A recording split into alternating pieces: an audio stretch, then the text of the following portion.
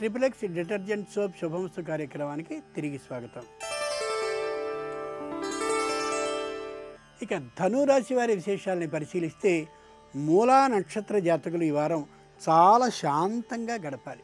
ఎంత విజయాన్ని మీరు సాధించగలుగుతారో గమనించండి. దైవం మీ పక్షాన ఉండడమే కాక మీ సమస్య చక్కగా పరిష్కరింపబడుతుంది. పూర్వాషాఢ నక్షత్ర జాతకులకి ఉద్యోగపు మార్పు కలిగే అవకాశం ఉంది.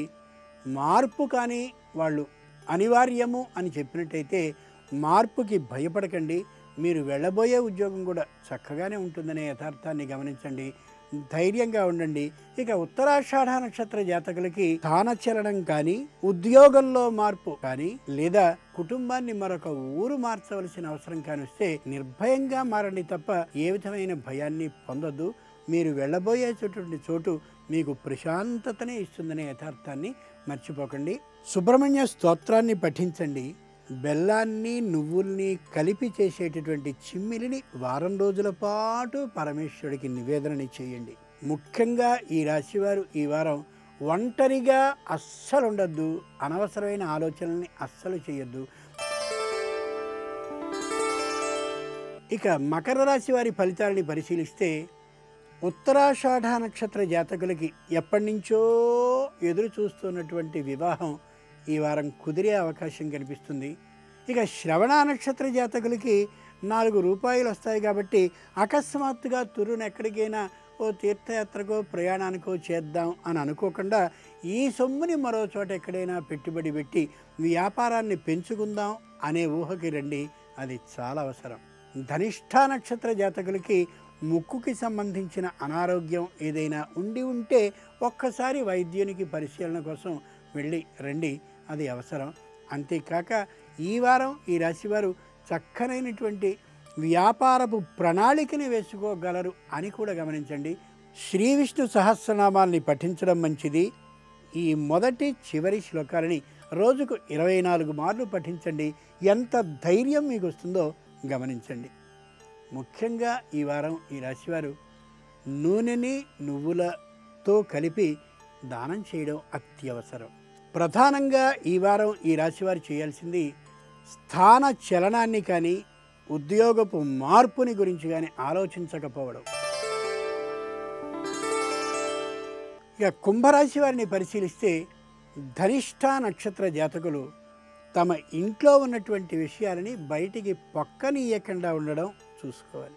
శతభిష నక్షత్ర జాతకులు తమకున్నటువంటి ఆ కొద్ది బద్ధకం అంటారే ఆ ప్రాలుమాలికతనాన్ని వీడి ప్రయత్నాన్ని ఎక్కువ చేసినట్టయితే ఇటు వ్యాపారం అటుపక్క తమకి సంబంధించినటువంటి ఉద్యోగంలో కూడా మంచి విజయాన్ని సాధించగలుగుతారు. పోటీ పరీక్షలకి సిద్ధమయ్యేటటువంటి విద్యార్థులు కానీ, అలాగే ఉద్యోగంలో పోటీ పరీక్షలకి సిద్ధమయ్యేటటువంటి ఉద్యోగులు కానీ మరింత కృషి చేస్తే ఫలితం తమదే. పూర్వభద్ర నక్షత్ర జాతకులకి సంతానపరమైనటువంటి శుభవార్త తప్పక వినిపించి తీరుతుంది. ఆరోగ్య విషయంలో మాత్రం అశ్రద్ధని చూపించకూడదు. లక్ష్మీ అష్టోత్తర శతనామాల్ని పఠించాలి. 8 మార్లు పఠించుకోవడం మంచిది. కొద్ది శ్రద్ధగా చేయవలసిన అవసరం ఉంది. ముఖ్యంగా ఈ రాశివారు ఈ వారం వాహన ప్రయాణాలని చాలా జాగ్రత్తగా చేయాలి. ఏ విధంగానూ అశ్రద్ధ కూడదు. మీనరాశి వారి విషయానికి వచ్చినట్లయితే పూర్వభాద్ర నక్షత్ర జాతకులకి చక్కనైనటువంటి ఇల్లు అద్దెకు కానీ లేదా ఇల్లు కొనుగోలుకు కానీ లభించి తమ మాట నెగ్గుతుంది. ధైర్యంగా ఉంటారు. ఉత్తరాభాద్ర నక్షత్ర జాతకులకి ఉద్యోగంలో పదవిలో ఉన్నతి ప్రాపించే అవకాశం ఉంది. అంచేత చాలా సంతోషంగా ఉండగలుగుతారు.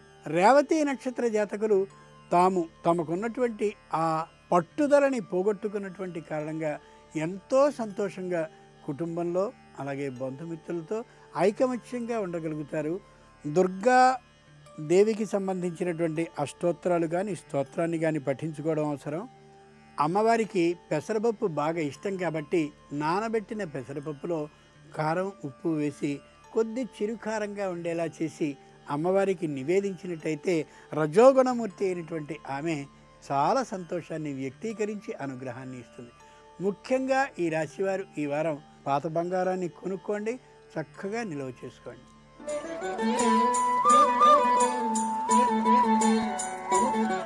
ఈ వారం ఆధ్యాత్మిక రహస్యానికి వస్తే, హైందవ దేవతల యొక్క చేతులన్నిటిలోనూ మారణాయుధాలే ఉంటాయేమిటి అనేది గట్టి ప్రశ్న.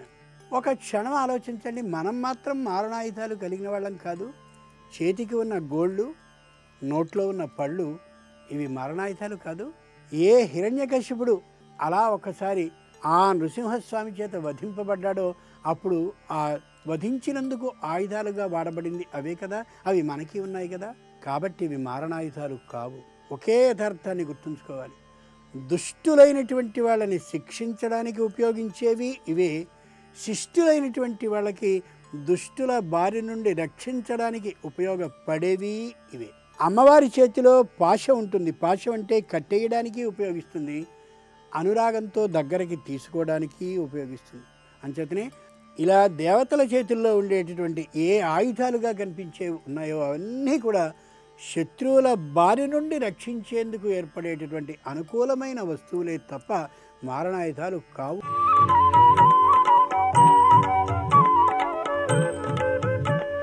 ప్రతివారం ఏ నవరత్నాల్లోని ఏ రత్నాన్ని ఏ నక్షత్రం వారు ధరించాలో చెప్పే క్రమంలో ఈ వారం ముత్యాన్ని ఎవరు ధరించాలో తెలుసుకుందాం.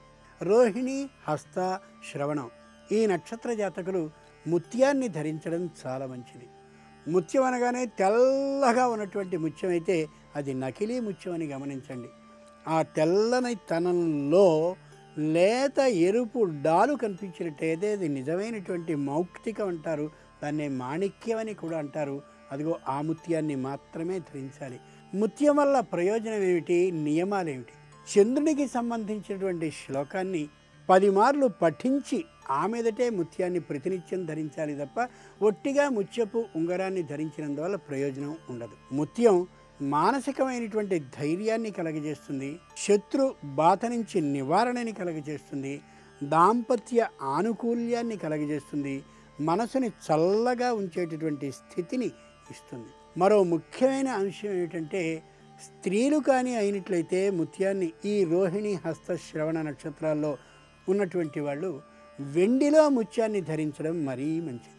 ఏ నక్షత్రానికి సంబంధించిన ఈ రత్నాన్నైనా కుడి చేతికి సంబంధించిన 4వ వేలు అంటే చిటికెని వేలికి పక్కన వేలుని ధరించడం అవసరం. ఇవి ఈనాటి శుభమస్తులో ఈ వారం గ్రహఫలం విశేషాలు.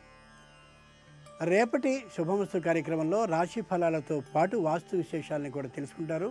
తిరిగి పైవారం శుభమస్తు కార్యక్రమంలో రాశి ఫలాలతో పాటు పగడాన్ని ఎవరు ధరించాలి, నియమాలేమిటి, అంతేకాక భార్యాభర్తలు కలిసి ఉండాలి అని అంటారే, మరి వెంకటేశ్వరుడు, పద్మావతి ఎప్పుడూ దూరంగానే ఎందుకుంటారు అనే విశేషాలను తెలుసుకుందాం. అంతవరకు సెలవు. నమస్కారం.